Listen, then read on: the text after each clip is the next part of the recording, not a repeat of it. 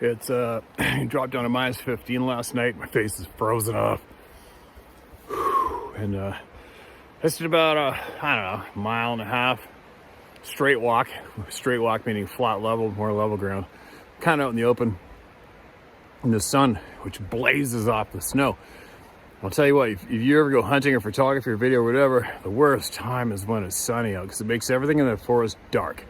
Like if you walk in the open in that sun on snow, if something, anything stood 15 feet from you against a tree in the shadow, you're not going to see it. It's just dark. Anyways, I'm in the timber now. My eyes are adjusting. It's windy. It might be minus 12 or something. It's freaking cold.